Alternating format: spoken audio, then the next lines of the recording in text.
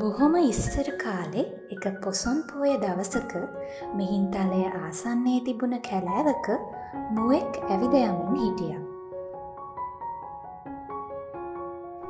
එකල මෙරට රජ කළ දේවානම්පියතිස්ස රජු විනෝදය පිණිස මෝදඩයමේ ගියේ මේ අතරයි.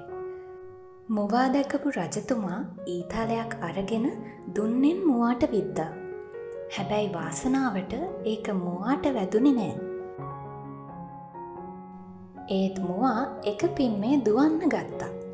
රජතුමත් ඒ පස්සෙන්ම දුවගෙන ගියා.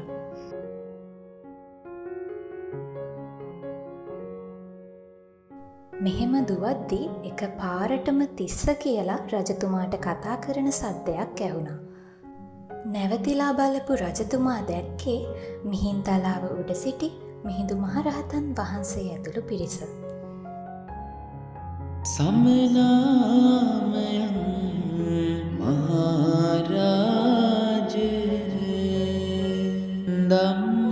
ධම්මරාජස්ස සාවකා තමේව අනුකම්පාය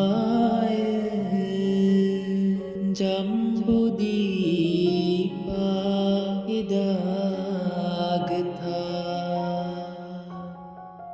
මහරජ, අප බුදුරජාණන් වහන්සේගේ ශ්‍රාවකයෝ වෙමු. ඔබට අනුකම්පා පිණිස දඹදිව සිට මෙහි පැමිණීම. ඔබ සැමට සුබ පොසොන් මංගල්‍යයක් වේවා.